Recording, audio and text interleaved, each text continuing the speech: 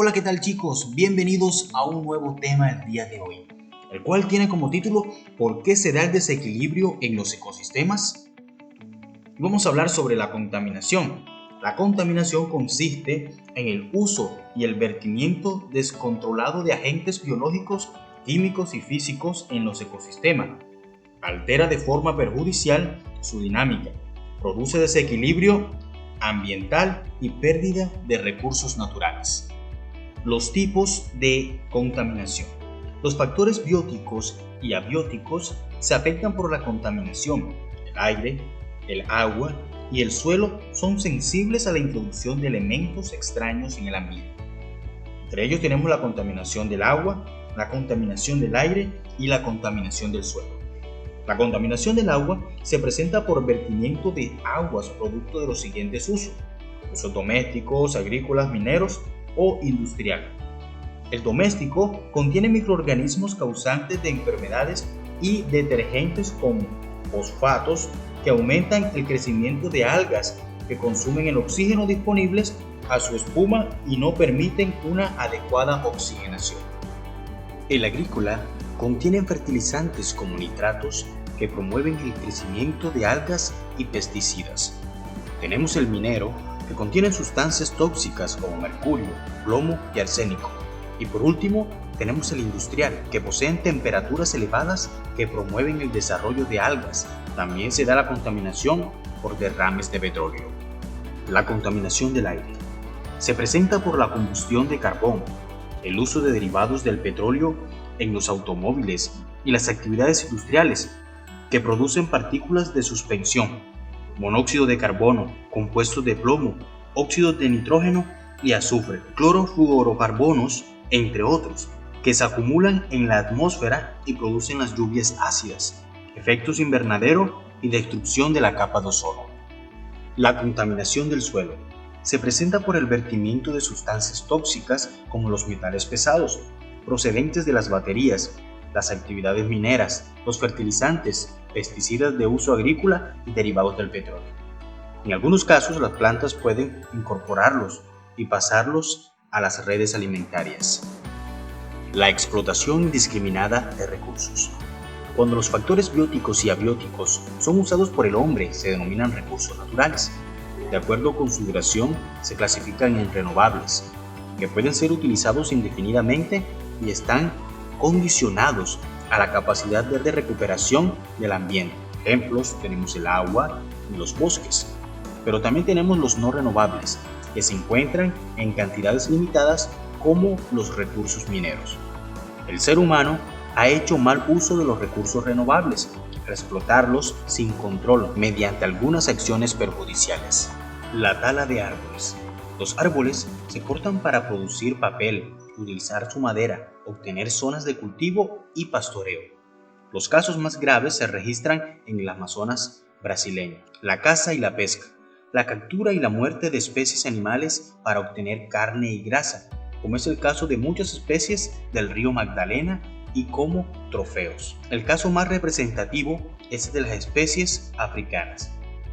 El tráfico de especies. La adopción de especies silvestres como mascotas, aunque sus características no sean las apropiadas para un hábitat doméstico, gran parte de la diversidad biológica del país se encuentra amenazada por esta actividad. Guacamayas, loros, micos, tití, perezosos, entre otros animales. La introducción de especies foráneas. La actividad comercial de especies que llegan a ecosistemas donde desplazan a los organismos nativos y alteran su dinámica. Algunos ejemplos del país son pinos, eucaliptos, cerdos, ganado vacuno y ovino y abejas africanas. Esta es una práctica que se ha desarrollado desde siglos atrás. El cambio climático. En los últimos siglos, la actividad humana ha transformado drásticamente la dinámica del planeta. Uno de los aspectos que ha sufrido grandes modificaciones es el clima. De acuerdo con estudios históricos de los fenómenos meteorológicos mundiales, se registra un creciente cambio en los principales componentes del clima, como la temperatura, composición y densidad de la atmósfera, vientos, regímenes de lluvia, cantidad de radiación solar que entra a la Tierra, entre otros. El calentamiento global. El calentamiento global se define como el aumento de la temperatura global a consecuencia del efecto de invernadero. Ante este fenómeno se creó el Panel Intergubernamental sobre el Cambio Climático, el cual concluyó que el aumento de la temperatura en el planeta en el siglo XX fue del 0,6 grados centígrados y se proyecta un aumento del 5 grados centígrados más para este siglo. El efecto invernadero es el aumento de la temperatura por la retención de calor proveniente de las actividades humanas y la radiación solar. La atmósfera está conformada por gases que actúan como filtro de los rayos solares y retienen calor que ayuda a mantener la vida en el planeta. La actividad industrial ha aumentado la concentración de gases como el dióxido de carbono, que es el CO2, el clorofluorocarbonos, óxido nitroso, que impiden la salida del calor y por tanto aumenta la temperatura. Problemas asociados a este efecto son sequías prolongadas, terrenos desfertilizados, inviernos intensos, lluvias ácidas, derretimiento de glaciares y casquetes polares. El oscurecimiento global se debe al aumento de partículas en suspensión, como aerosoles y el hollín, producto de la combustión de las industrias y el uso de los automotores. Estas partículas impiden la entrada de luz e interrumpen el ciclo del agua. Las acciones de prevención del desequilibrio ecológico. Estas acciones de prevención se rigen por el Protocolo de Kioto, que se implementó en el año de 1989, con el objetivo de reducir la producción de gases causantes del efecto de invernadero. Este protocolo fue ratificado en el 2012 por los países que producen mayores emisiones de carbono. No se comprometieron a su implementación, pues se requiere adoptar fuentes de energía limpia en las industrias, es decir, no provenientes de combustibles fósiles como los derivados del petróleo, y ello puede desestabilizar sus economías. Acciones del ser humano para evitar el cambio climático. Por pequeñas que parezcan las acciones de cada individuo, tienen gran importancia para recuperar el equilibrio ecológico. Es urgente desde cada vivienda y la escuela se conviertan en hábitos. Tenemos el reciclar. Separa los residuos orgánicos, cáscaras de frutas, de huevos, sobras de comida, material vegetal y animal, de aquellos que pueden reutilizarse como el papel, plástico, metal, vidrio o como el icopor. También debes ahorrar agua. Cierra la llave cuando cepilles tus dientes o enjuagarte o enjabonarte en la ducha.